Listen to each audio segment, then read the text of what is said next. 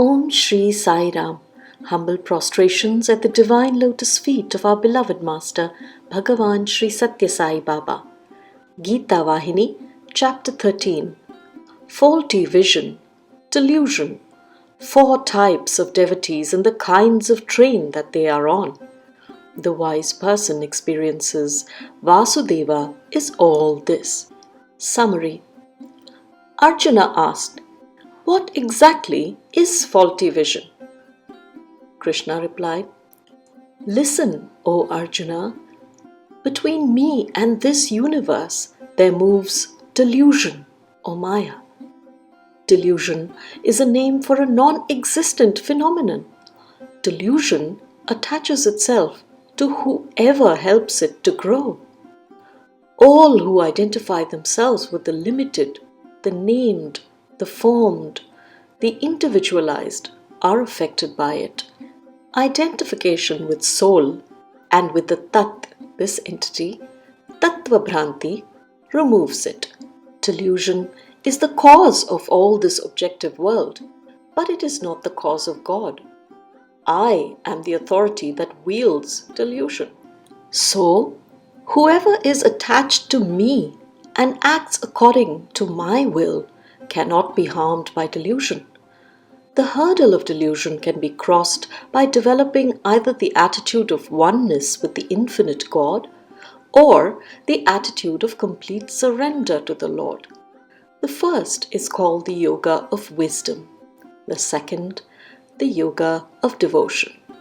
The Gita does not approve acts done with the intention to benefit therefrom or with the result as the prime motive.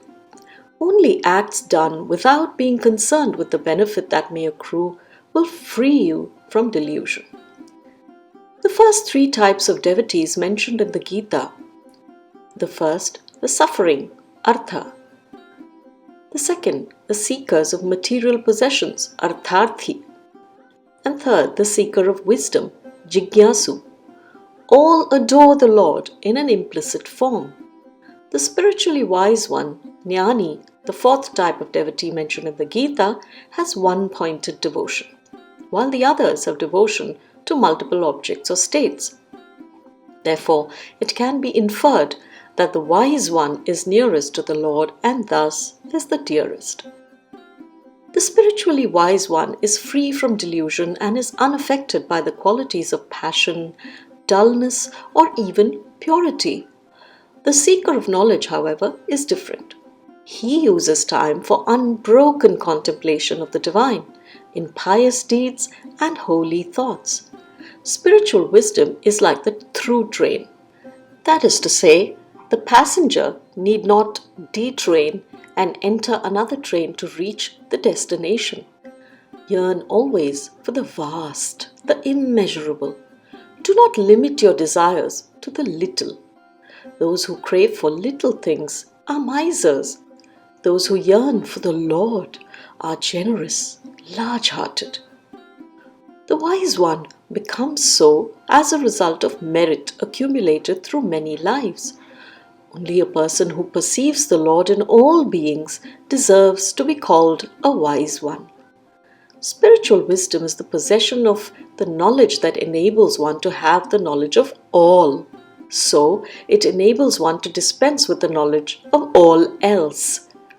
Egotism, envy, exhibitionism, these end all the efforts of the spiritual aspirant.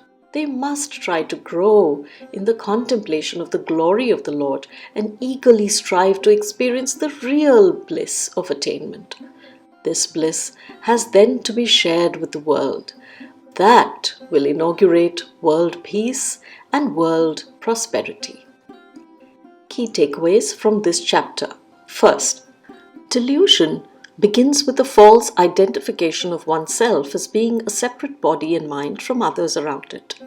In this state, one assumes the role of a character in a movie and engages with other different characters, feeling different emotions of joys, sorrows, success, and disappointments from the perspective of the character, as if it were real. The wise person doesn't identify with the character. sees the movie as a whole, and enjoys it as a temporary entertainment, irrespective of it being a comedy or a tragic movie. Second, the three seekers, Artha, Artharthi, and Jignasu, are seeking favorable aspects of the Lord, freedom from suffering, material comforts, or wisdom, and are devoted to the extent that these qualities offer. It is only the jnani who seeks the entirety of the Lord, not just his favorable qualities, and desires him alone, despite all the delusions, apparent sorrows, or weaknesses thrown on his path. Such a seeker alone is entitled to be called a true devotee. Third, since spiritual evolution progresses steadily, it is important for the seeker to self-introspect and see where he would map himself on the scale of desires, faith, and reasons for pursuing the path. A clearer self-assessment will certainly help clear the roadblocks and pitfalls that pave the way from where we are to the state of the jnani and help direct our efforts to strive and shed the necessary baggage we carry that restricts us from attaining it. Fourth, sustainable world peace can be eventually attained only by a set of self-realized individuals powered by the bliss of the Lord, who then strive to share that divinely acquired bliss with the rest of the world. Merely improving external circumstances can help temporarily, but it may not last long. Therefore, together with service to society, let us simultaneously direct our energies inwards to realize the highest and then serve the world as the greatest seva one can do. End of chapter 13. Jai Sai Ram.